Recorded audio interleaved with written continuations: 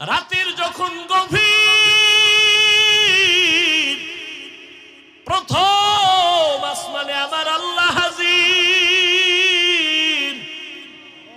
অতিও গভীর হয় রজনী যখন, নীরবে প্রভুর নাম জপিও তখন।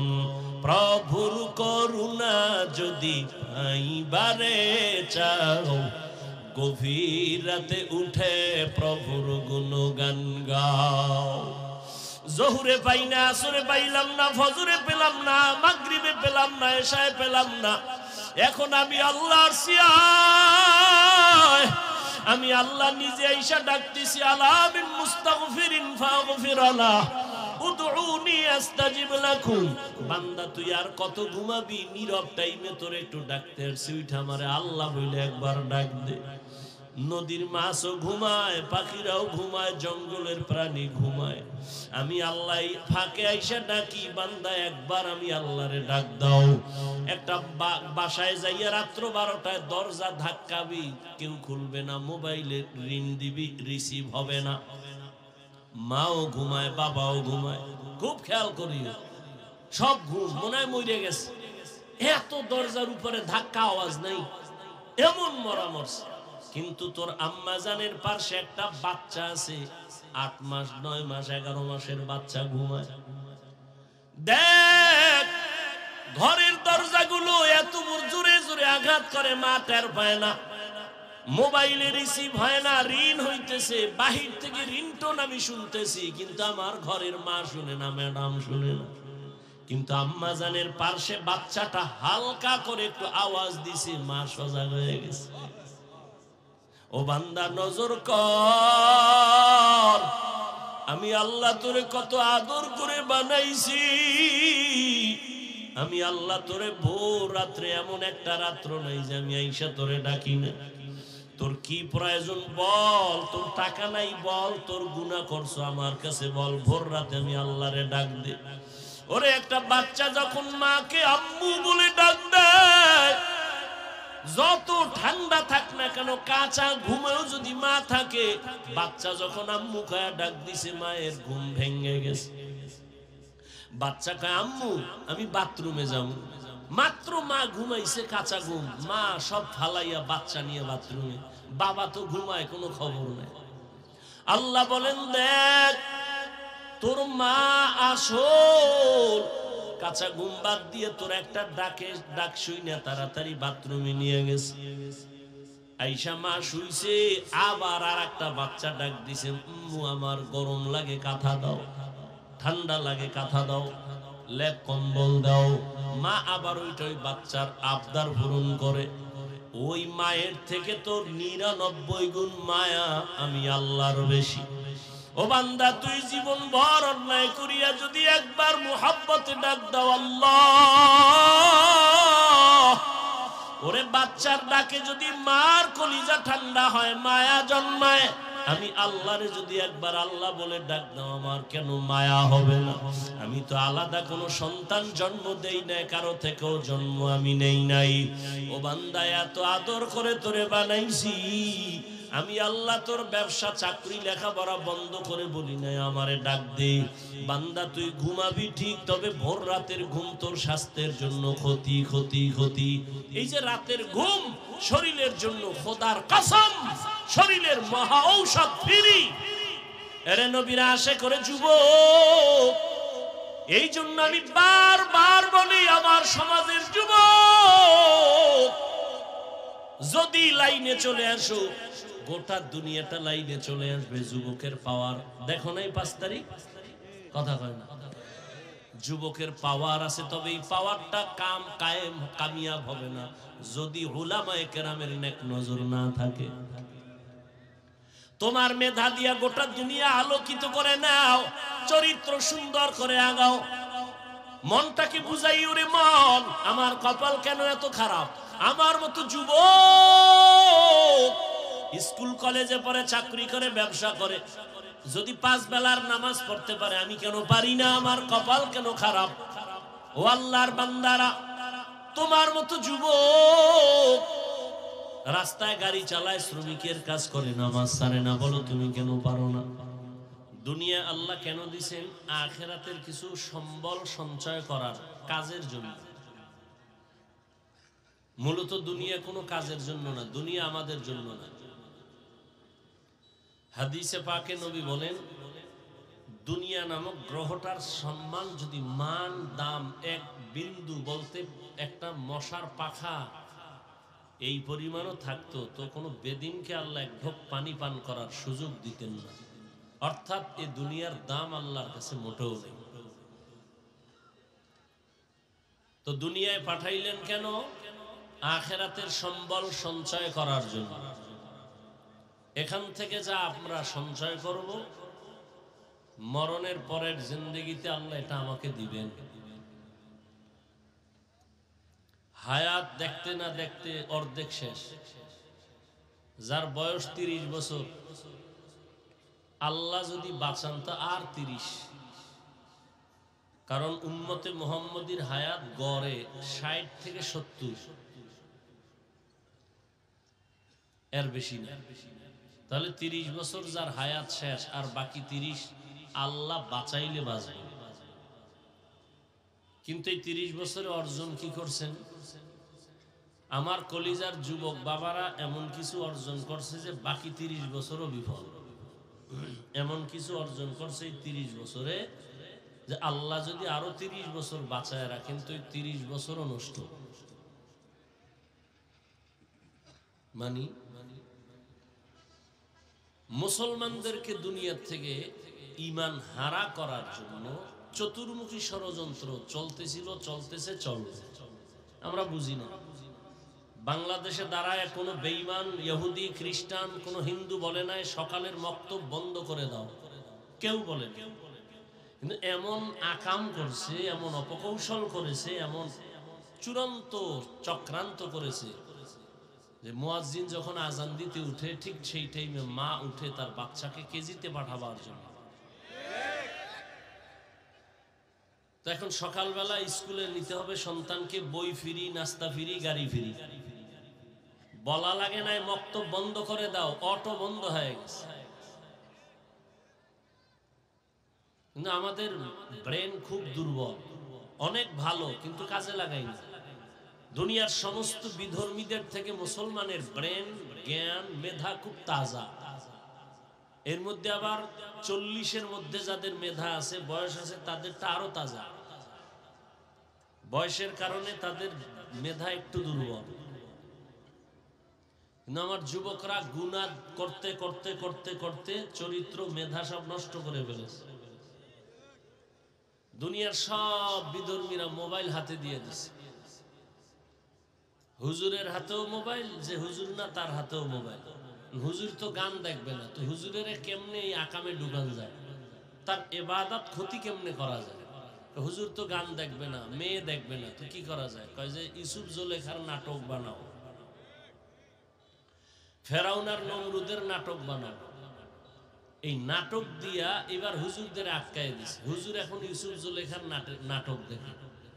আজান হয়ে গেছে, হুজুর নামাজ আসতেছে, এই একটু বাকি।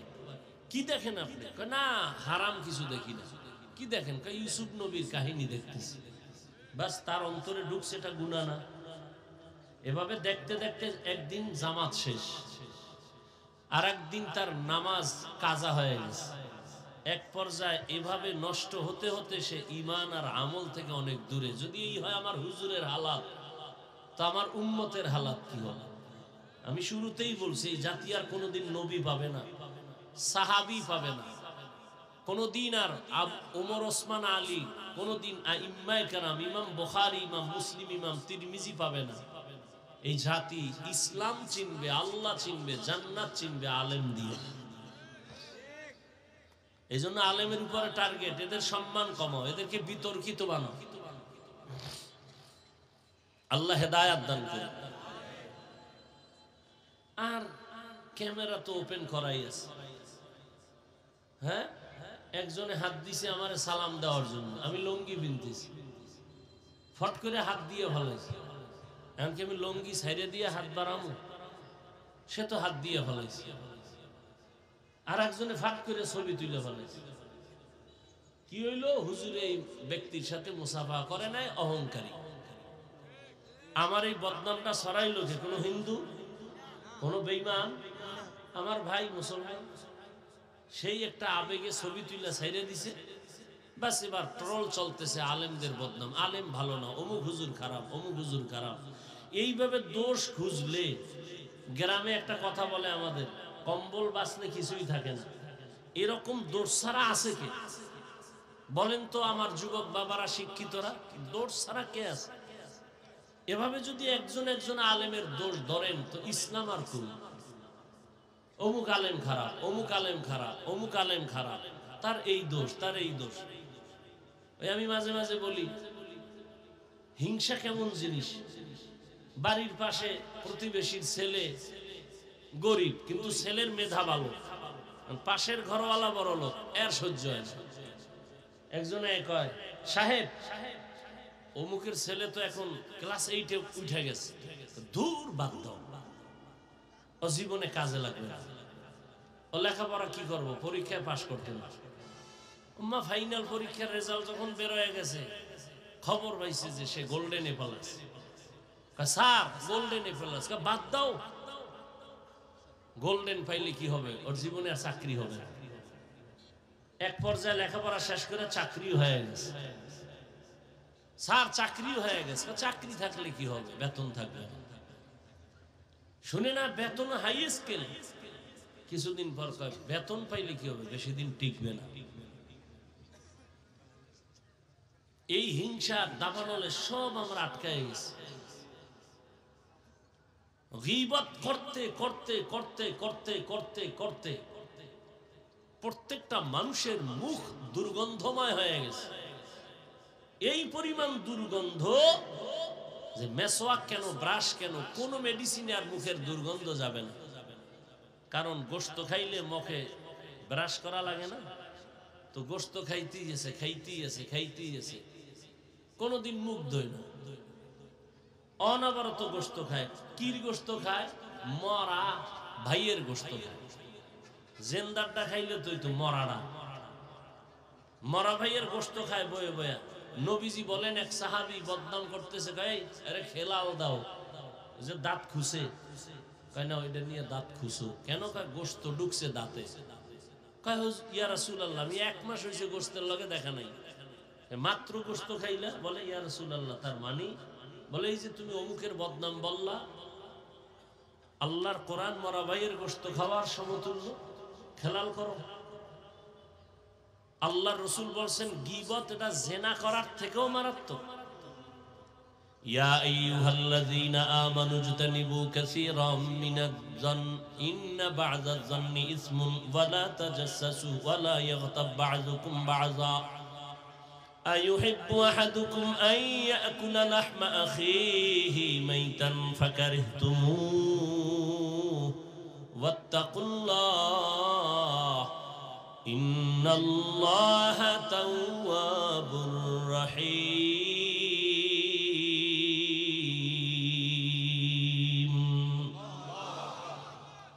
আল্লাহ বলেন, হে মুমিন,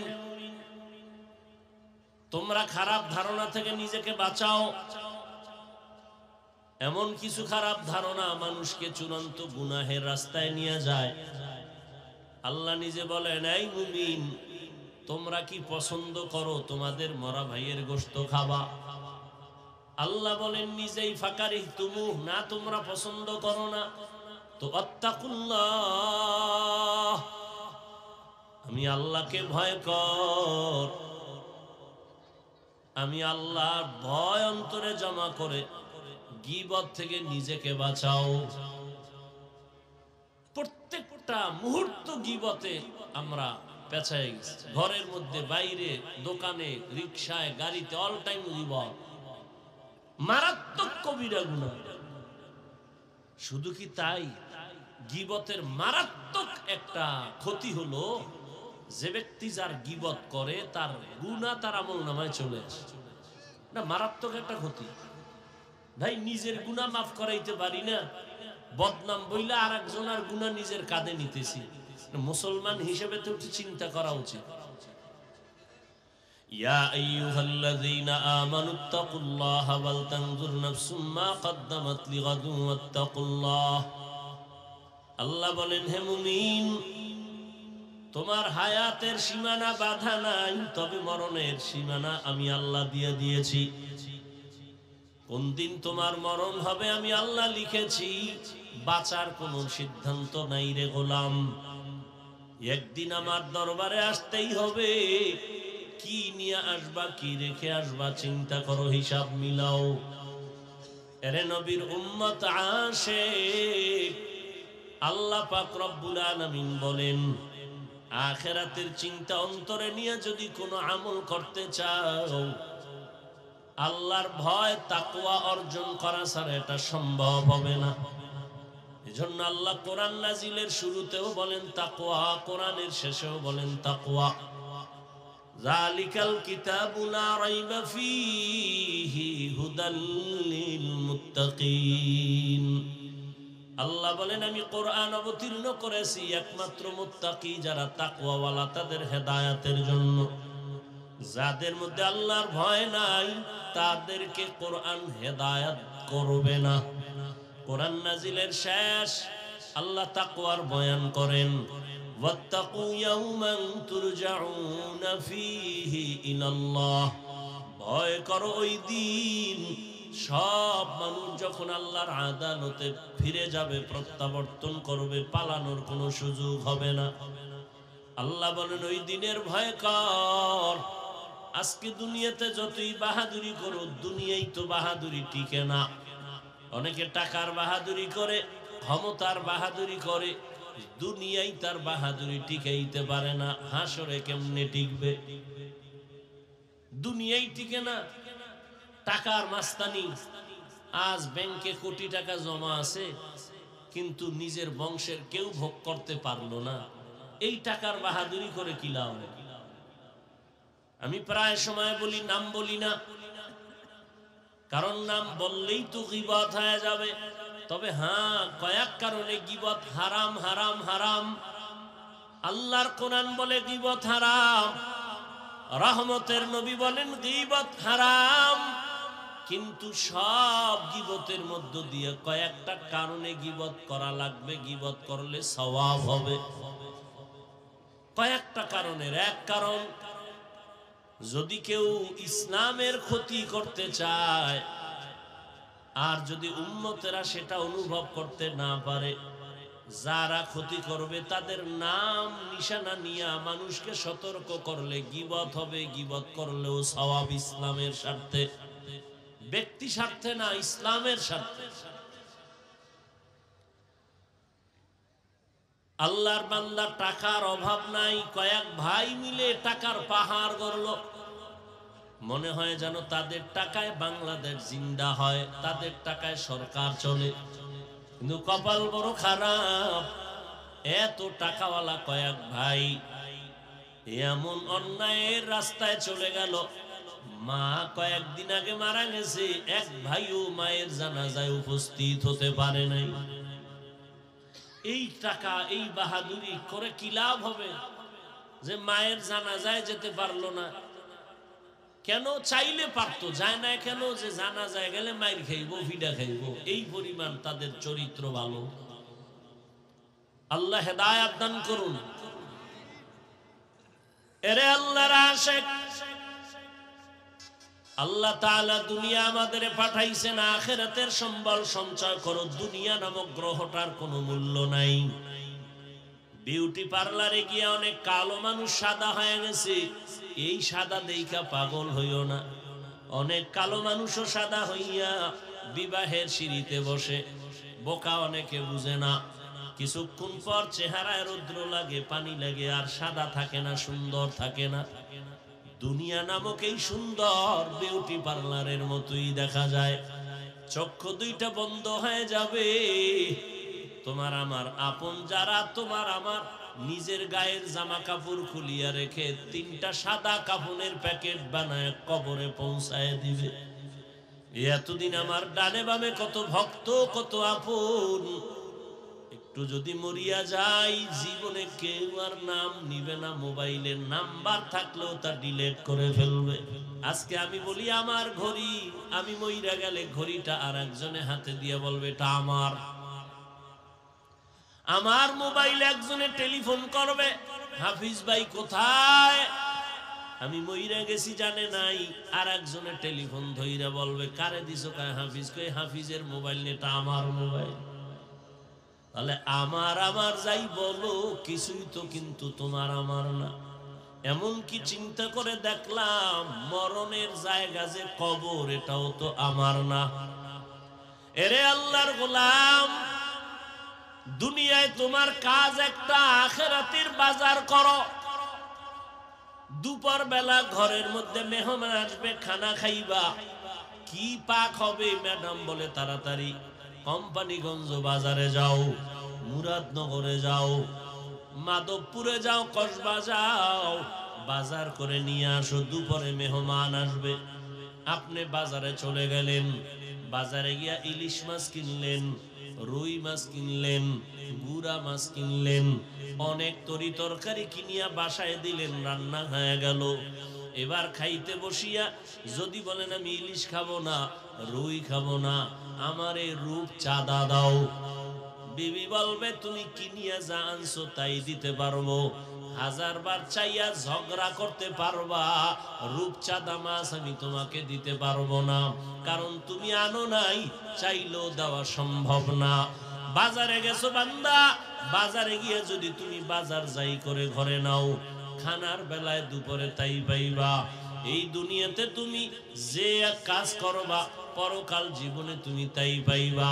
দুনিয়াতে নামাজ আপন বানাও, কবরে হাসরে পলসিরাতে নামাজ তোমাকে সহায় হয়ে কাজ করবে। দুনিয়াতে আল্লাহর কোরআন তেলাওয়াতকে আপন বানাও, কবর পরকাল জিন্দেগি হাসর নাসরে তোমার কোরআন সহযোগিতা করবে। ক্বালা রাসূলুল্লাহ সাল্লাল্লাহু আলাইহি ওয়া আলিহি ওয়াসাল্লাম, ইযা উযিআল মাইয়িতু ফি কবরিহি জাআল কুরআনু ইনদা রাসিহি ওয়াস সালাতু আন ইয়ামিনিহি ওয়াস সিয়ামু আন শিমালিহি ওয়া সাইরুল হাসানাতি ইনদা রিজলাইহি। নবী বলেন মানুষ যখন মরে যায় কবরে রাখে, চার জিনিস চার দিক থেকে তার সহযোগিতায় দাঁড়ায়। মাথার কিনারায় দাঁড়ায় কোরআন, ডান পার্শ্বে নামাজ, বাম পার্শ্বে থাকে তার সহযোগিতার জন্য রোজা, পায়ের কিনারায় থাকবে নেক আমল। ফেরেশতা আসবে প্রশ্ন করার জন্য, নিষেধ করা হবে আসবে না। কে নিষেধ করছো? বলে আমি এই বান্দার প্রিয় বন্ধু কোরআনুল কারীম। ডান পার্শ্বে যাবে আসবা না, কে নিষেধ করছো? বলে আমি তার নামাজ। বাম পার্শ্বে যাবে আসবা না, কে নিষেধ করলা? বলে আমি এই বান্দার বন্ধু রোজা। পায়ের কিনারায় যাবে বলবে আসবা না, কে? বলে যাবতীয় নেক আমল, মেসওয়াকের আমল, দস্তরখানের আমল। আল্লাহর নবী বলেন ওই কবর তখন বান্দার জন্য জান্নাতের বিছানার ব্যবস্থা হয়ে যাবে। ও আল্লাহর বান্দারা, অনেকে তো কবরের আযাব বিশ্বাস করে না, শুধু করেই না, আযাব নাই বলিয়া বহু বয়ান ইউটিউবে ছাড়তেছে পর্ব আকারে। কবরে কোনো আযাব হবে না। চরমনাইর সৈয়দ ইসহাক রহমাতুল্লাহ আলাইহি তিনি বলতেন, বাবা কবরে যদি আযাব না হয় ধন্যবাদ, আমিও পেরেশান মুক্ত, তুমিও পেরেশান মুক্ত।